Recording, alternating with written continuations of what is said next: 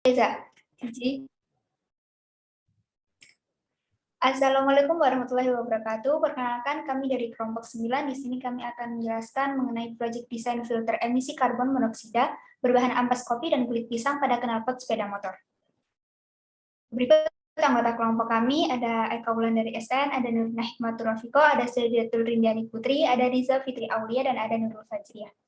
Yang pertama adalah mengenai marketing. Seperti yang kita ketahui bahwa kualitas udara di Indonesia itu memburuk akibat adanya polusi udara yang semakin meningkat. Nah, penyebab dari polusi udara meningkat ini adalah dari emisi kendaraan bermotor. Seperti yang kita tahu, kendaraan bermotor ini menghasilkan emisi antara lain yaitu gas karbon monoksida, hidrokarbon, nitrogen oksida, sulfur oksida, benzena, dan sebagainya. Nah, dari emisi kendaraan bermotor ini, dia akan memberikan dampak seperti terjadinya pemanasan global dan menyebabkan beberapa masalah kesehatan seperti asma dan paru-paru. Untuk itu, diperlukan suatu penanganan untuk menurunkan kadar polusi udara yang disebabkan oleh kendaraan bermotor. Nah, salah satu upaya penurunannya yaitu dengan menggunakan filter emisi karbon monoksida pada kendaraan bermotor. Nah, upaya ini merupakan salah satu tipe desain yang adaptif. Nah, inovasi dari desain ini itu berupa peningkatan performa filter dengan menggunakan dua lapisan material yang berbeda. Untuk function, objektif, dan constraint. Untuk function sendiri yaitu untuk menurunkan kandungan gas karbon monoksida pada emisi gas sepeda motor. Objektifnya yaitu meminimalkan gas karbon monoksida. Dengan constraint yaitu dalam desain terdapat hal yang menyebabkan kegagalan fungsi utama, yaitu dengan desain filter knalpot yaitu menyerap kandungan gas karbon monoksida pada sepeda motor. Constraint-nya adalah pada suatu kendaraan tertentu material kulit pisang akan mengalami keadaan jenuh, di mana hal ini akan menurunkan performa penyerapan dari material kulit pisang tersebut. Untuk selanjutnya yaitu konsep fisika, yaitu kita memakai konsep absorpsi, di mana absorpsi merupakan proses pemisahan berdasarkan perbedaan afinitas atau difusivitas suatu senyawa terhadap suatu padatan yang umumnya merupakan padatan berpori. Jadi proses absorpsi di mana molekul-molekul fluida atau gas cair itu dikontakkan dengan suatu permukaan padatan dan fluida tersebut akan terikat pada padatan dan akhirnya membentuk suatu lapisan tipis pada permukaan padatan tersebut. Jadi pada proses absorpsi ketika fluida dikontakkan atau mengenai suatu molekul padatan akan terdapat beberapa gaya yang bekerja di antaranya yaitu molekul seluruh material yang dinamakan gaya hidrostatik dan gaya ikat hidrogen. Nah, di dalam material padatan, gaya yang terjadi itu seimbang, namun pada permukaan padatannya, gaya-gayanya itu tidak seimbang, sehingga mengakibatkan ketika terdapat partikel yang mendekati permukaan, maka akan ditarik oleh permukaan padatan tersebut.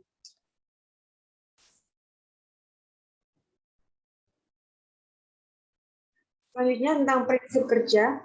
Prinsip kerja dari filter ini, emisi gas masuk ke filter, kemudian dalam filter nanti akan terjadi absorpsi yang ditandai dengan adanya tarik-menarik antar pori dengan emisi gas. Filter emisi gas ini terdiri dari 6 lapis karbon aktif, dengan masing-masing 3 lapisan karbon aktif kulit pisang dan 3 lapisan karbon aktif ampas kopi. Pada penyusunannya, 3 lapisan pertama ini adalah karbon aktif kulit pisang, dan 3 lapisan setelahnya adalah karbon aktif ampas kopi. Jadi emisi gas pertama ini akan masuk ke dalam filter, kemudian gas emisi karbon monoksida akan diserap oleh lapisan karbon aktif kulit pisang, lalu akan dilakukan penyerapan lanjutan oleh karbon aktif ampas kopi. Sehingga sebagian gas karbon monoksida akan terperangkap di filter, dan kadar gas karbon monoksida yang keluar akan tereduksi.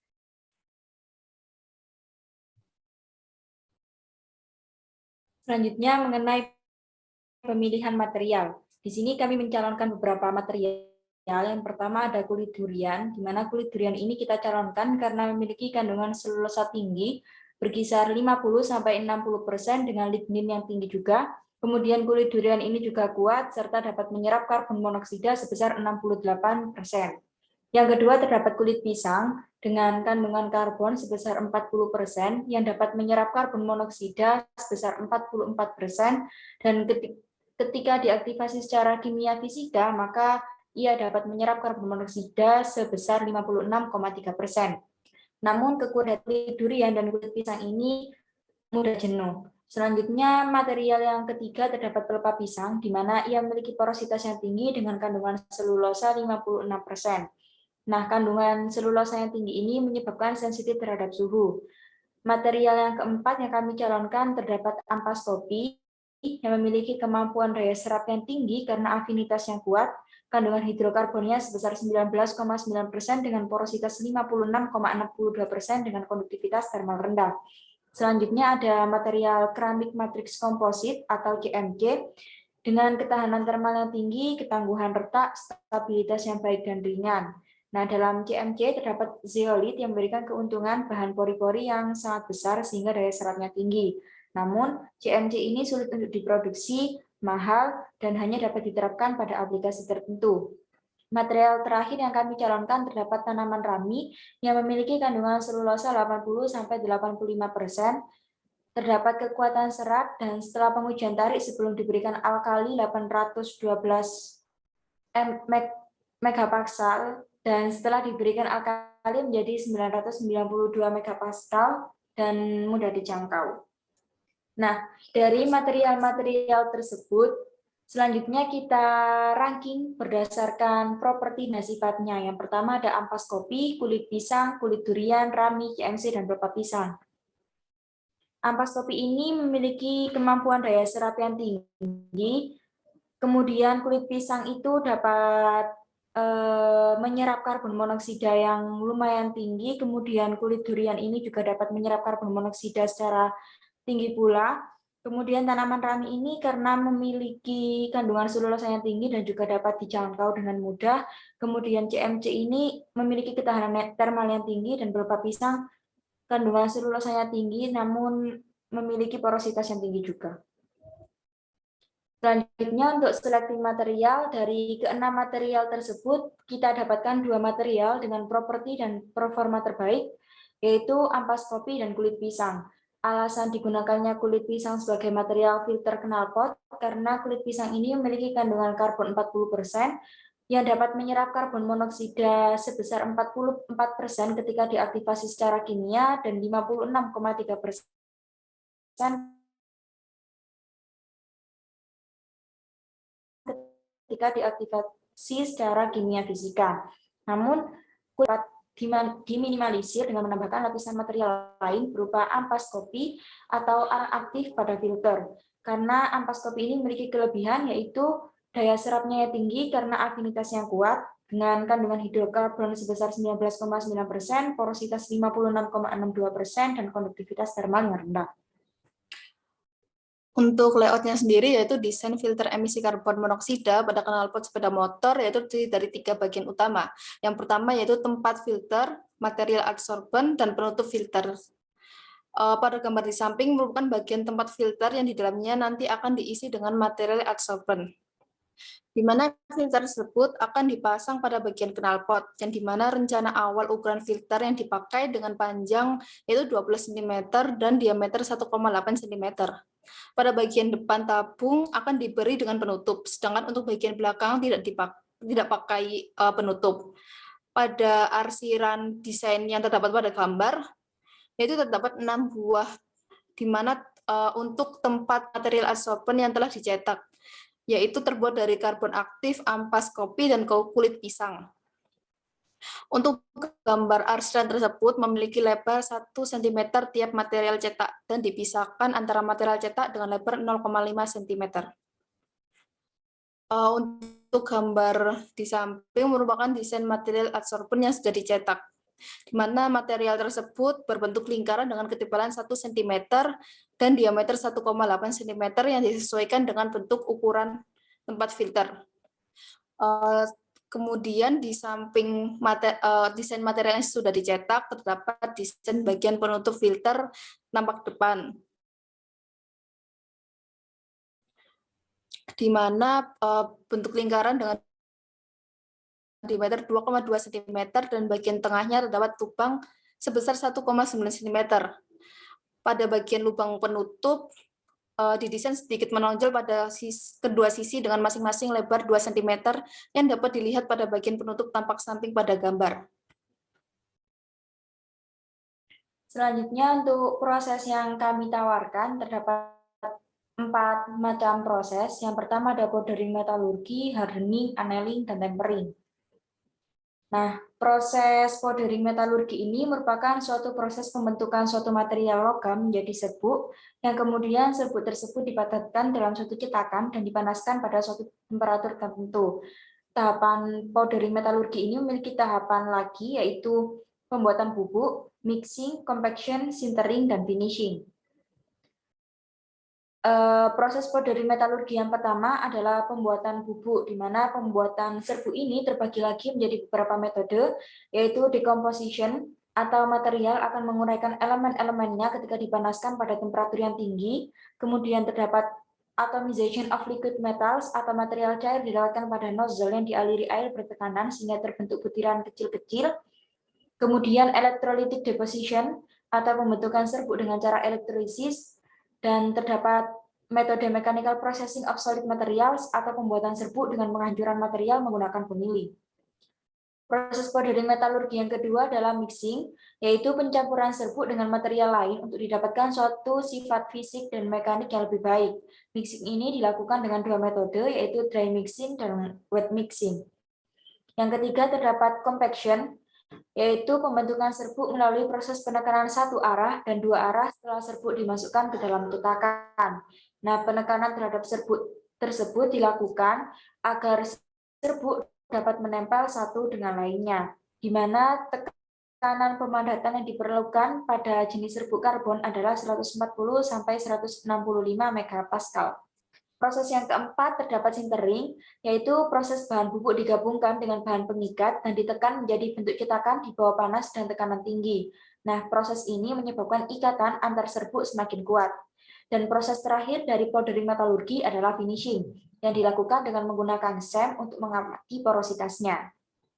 Adapun kelebihan dan kekurangan dari proses ini, kelebihannya diantaranya bisa digunakan di berbagai industri, dapat meminimalkan skat, memungkinkan berbagai macam sistem paduan, dapat digunakan untuk pembuatan bentuk kompleks yang tidak praktis dengan proses lainnya, hemat biaya, hemat energi, dan ramah lingkungan. Akan tetapi di balik beberapa kelebihan tersebut terdapat kekurangan dari powdering metalurgi, yaitu sulit untuk mendapatkan produk homogen dengan kepadatan merata dan kemurniannya kurang karena luas permukaan serbuk relatif tinggi sehingga mudah teroksidasi.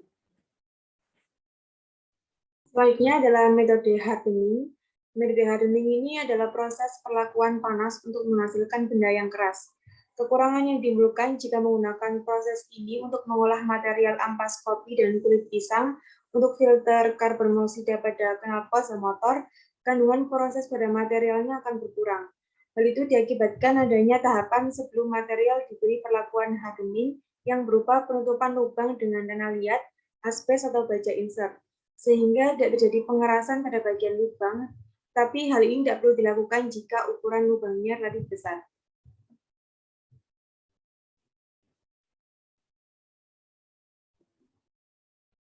Untuk proses hardening sendiri, pada prosesnya terdiri dari proses temperatur tinggi untuk pengerasan dan quenching agar mendapatkan struktur yang martensit, dan tahapan yang harus dilakukan sebelum proses hardening ini yaitu benda harus bebas dari unsur lain, kemudian benda harus memiliki lubang yang ditutupi terlebih dahulu dengan tanah liat, benda juga harus diletakkan di fixture yang layak sebelum diletakkan pada tungku, baja karbon, dan baja paduan dapat dipanaskan ke temperatur pemanasnya tanpa memerlukan pemanasan awal.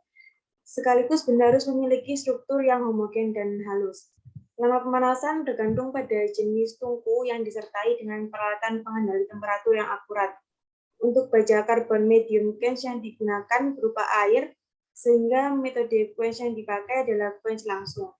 Setelah proses quench dapat dilakukan proses tempering, yaitu proses di mana pemanasan kembali baja yang dikeraskan agar dapatkan kombinasi antara kekuatan, stabilitas, dan ketangguhan yang tinggi, serta struktur yang lebih stabil. Namun proses tempering ini pada hardening tidak dapat dilakukan sesuai kebutuhan jika setelah quenching tidak ada proses tempering juga tidak masalah. Selanjutnya, metode annealing ini proses pelunakan atau annealing, di mana proses ini terjadi ketika perlakuan panas terhadap logam atau paduan pada temperatur tertentu dan menahan pada temperatur tersebut beberapa saat untuk menghasilkan perlit yang kasar. Kemudian mendinginkan logam tadi dengan laju pendinginan yang sangat lambat dalam tungku pemanas yang bertujuan untuk memperbaiki ukuran butir. Selanjutnya untuk proses annealing ini, yang pertama benda kerja akan dimasukkan ke dalam kotak baja yang diisi dengan terak atau pasir.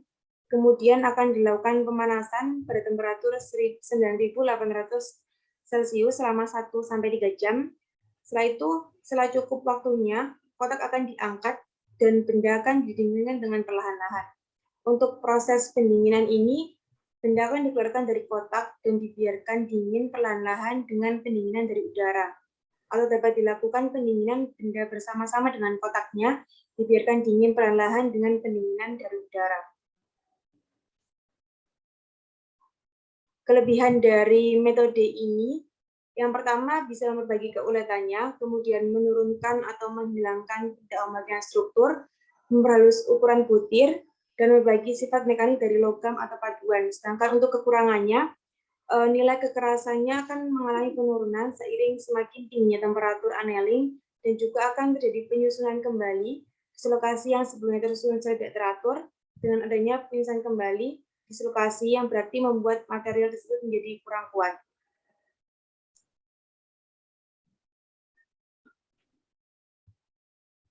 Kemudian yang selanjutnya adalah proses tempering. Proses ini merupakan suatu metode yang menghasilkan kombinasi kekerasan, keuletan, ketangguhan, kekuatan, dan stabilitas struktural yang diinginkan.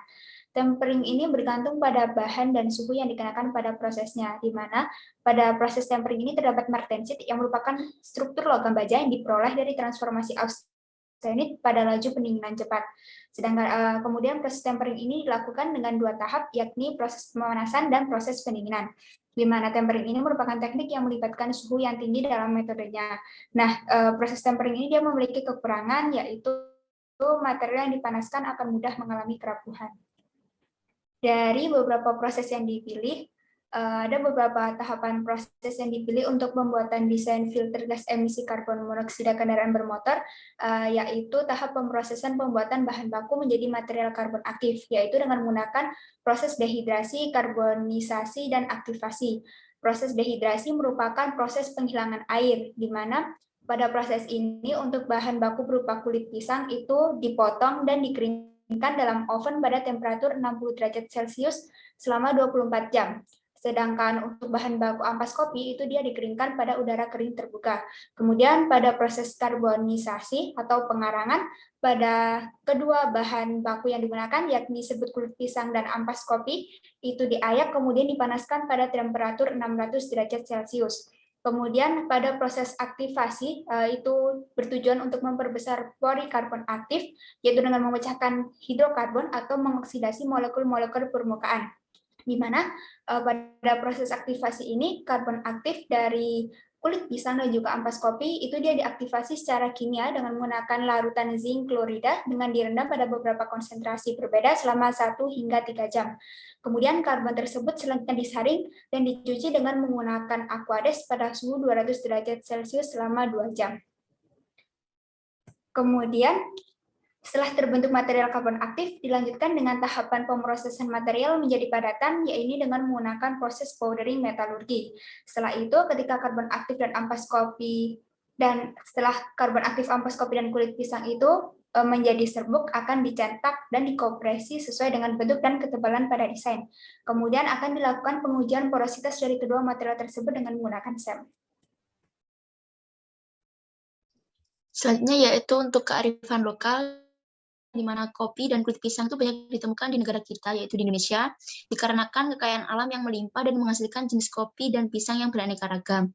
Nah, selain itu, adanya budaya minum kopi yang dilakukan oleh masyarakat Indonesia itu menjadikan ketersediaan ampas kopi itu semakin melimpah, serta banyaknya pengolahan pisang menjadi berbagai macam jajanan dengan variasi tertentu, juga menyebabkan limbah kulit pisang banyak dijumpai, sehingga kelompok kami memilih ampas kopi dan juga kulit pisang. Nah, untuk selanjutnya yaitu optimalisasi bahan dan cost. Yang pertama yaitu kelompok kami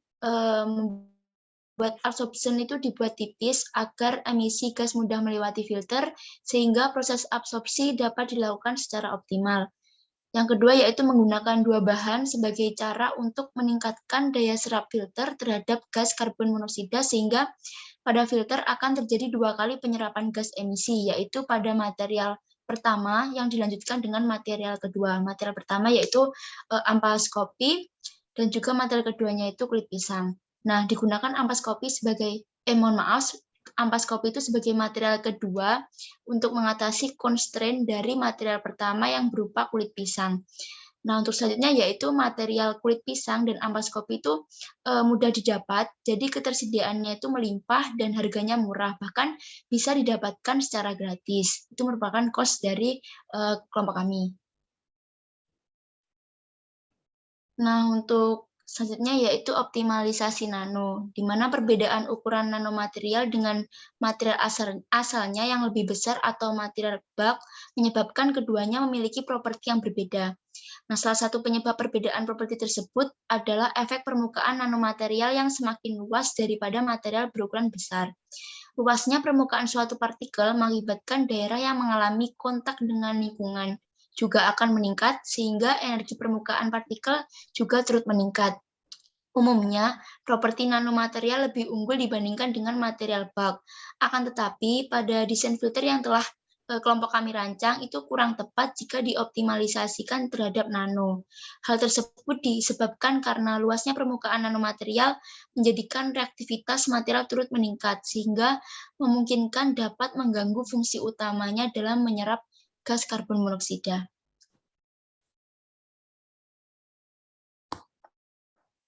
Cukup sekian presentasi dari kelompok kami mengenai filter untuk gas monoksida yang terdapat pada knalpot bermotor.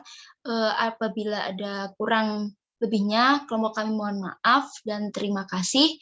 Wassalamualaikum warahmatullahi wabarakatuh.